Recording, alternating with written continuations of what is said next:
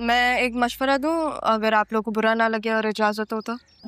जी please, इजाज़त है।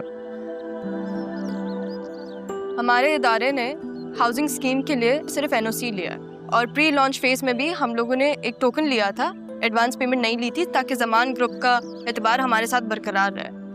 ये तो बहुत गैर मामूली एहतियात है। क्या ये आपका फैसला है? नहीं, ये तो राहा का ही आइडिया था। इन्होंने ही सजेस्ट किया कि अगर हम बगैर अप्रूवल के मार्केट में जाएंगे तो ये ब्रांड के लिए नुकसानदेह साबित हो सकता है। ब्रांड वही होता है जो पब्लिक डिमांड को मीट करे और सिर्फ ख्वाब ना दिखाए पब्लिक को। आजकल की तो लड़कियों को प्रेजेंटेशन ही नहीं आती, बल्कि ग्राउंड वर्क भी पता है। जी, राहा बस काम की हद तक खामोश रहती है, लेकिन जब बात करती है तो उसे ध्यान से सुनना पड़ता है। मुझे ध्यान से याद आया, आरएमबी के मार्केट में शेयर्स आने वाले हैं। शाहजन, मुझे ये अंदर की खबर मिली है, मौके से फायदा उठा लें हम लोग। ऐसा नहीं हो सकता।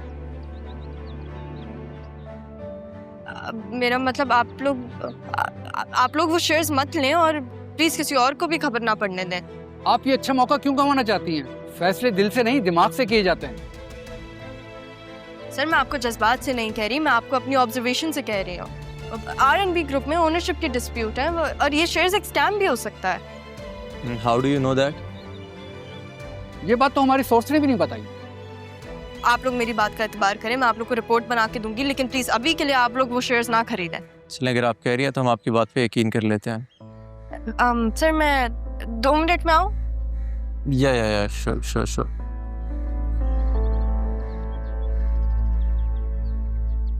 तुमने एक अपने एम्प्लॉय की बात मान ली।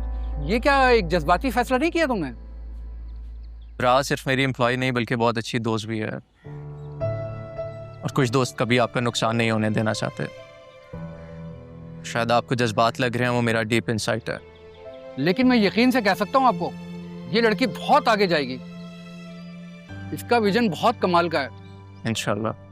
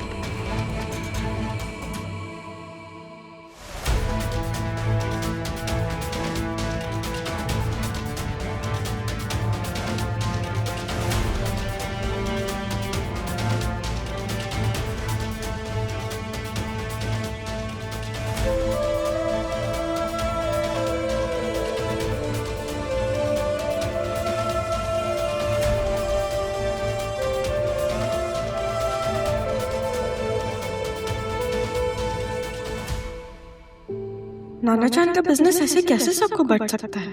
नहीं, ऐसा नहीं होगा। मुझे कुछ करना पड़ेगा। राहा, आज आपने रब नवाज के सामने बोला कि उस कंपनी के शेयर्स मत खरीदें क्योंकि वो एक ट्रैप है। उस टाइम तो मैंने आपकी बात पे यकीन कर लिया क्योंकि मेरे मुताबिक आप उस कंपनी में इंटर्नशिप कर चुकी हैं। लेकिन अभी मैं एक दोस्त की हैसियत से आपसे पूछना चाहता हूँ कि आपने ऐसा क्यों कहा कि वहाँ पे ओनरशिप डिस्प्यूट चल रहा है? मैं अभी आपको नहीं बता सकती। देखिए, आपने मुझसे एक दोस्त की हैसियत से पूछा तो मैं भी आपको उसी बेस पे बता रही हूँ। बस वो शेयर्स मत खरीदें और किसी और को भी मत खरीदने दें। ठीक है, लेकिन राहा, मैं एक बिजनेसमैन हूँ। मैं अपना हर फैसला डेटा और रिसर्च की बेस पे करता हूँ। हाँ, अगर आप इतने यकीन से कह रही हैं तो फिर शक की कोई गुंजाइश बचती नहीं है। Thank you sir. सर, मुझे तो लगा था आप ये सब मुझे फ्रेंडशिप की बेस पे बता रही हैं। देखिए, अब आप बताएं या ना बताएं, मैं तो यकीन कर चुका हूँ। कभी कभी ये पता होना कि कोई आप पर यकीन करता है, यही काफी होता है। इसी को तो भरोसा कहते हैं।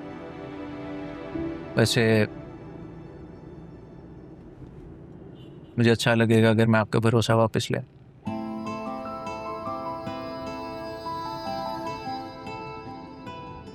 वैसे आज का टेक अवे ये था कि बिजनेस में दूसरे की बात भी पहले सुन लेनी चाहिए। Miss honest. आप मुझे कोई और नाम दे दें। ये तो वैसे मुझे कहना चाहिए क्योंकि मेरा नाम आपने बांगलू रखा हुआ है। अच्छा, आप मुझे शर्मिंदा कर रहे हैं। आपके चेहरे पे मैं शर्म हया तो देख सकता हूँ, लेकिन शर्मिंदगी कभी भी नहीं। क्या मेरी स्पेशल दोस्त है? दोस्ती में स्पेशल का मतलब खतरों से खेलना होता है। हो सकता है, लेकिन जो खतरा दिल को भी अच्छा लगे उस खतरे को उठाने में कोई हर्ज नहीं। मेरा घर ना रास्ते में ही आता है। आप मुझे घर ड्रॉप करते हैं। ओके दोस्त। मैंने जान के मारिया को कुछ दिन रुकने का कहा था ताकि इस केस के बारे में मैं मज़ीद मालूमात हासिल कर लूँ। अच्छा, तो फिर क्या पता लगा? जेन्युइन केस है। आज बुलाया मैंने मारिया को, बतूल से भी कह दिया, क्योंकि मेरे मिलने से ज़्यादा उन दोनों का आपस में मिलना बहुत ज़रूरी है। एक सेकंड। जी कबीर साहब। क्या मैं आपसे मिल सकता हूँ बेटा? काम था। जी बताइए। वो जरियून के बारे में कुछ बताना था। ठीक है, अभी मैं फ्री हूँ और आपकी शॉप से ज़्यादा दूर भी नहीं हूँ। मैं आपको लोकेशन भेजता हूँ, आप आ जाएं।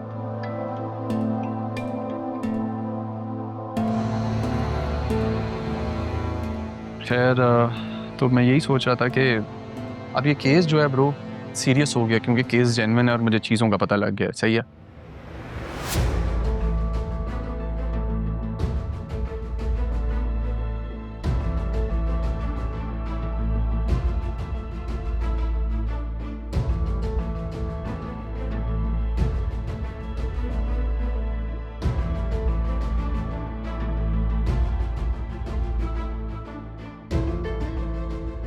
सॉरी अम्मी, मैंने घर छोड़ दिया है। अब मैं ये सिम भी बंद कर दूंगी और काशिफ अभी दूसरी सिम भी ले आएगा।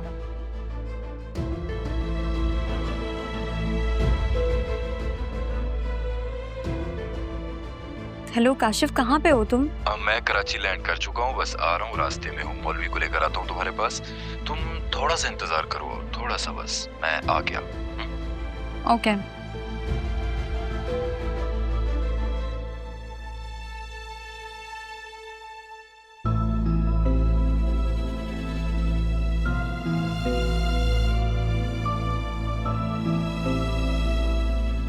भाई ये सारी बातें तो हो गई एक तरफ, ये बता शादी का क्या सीन है?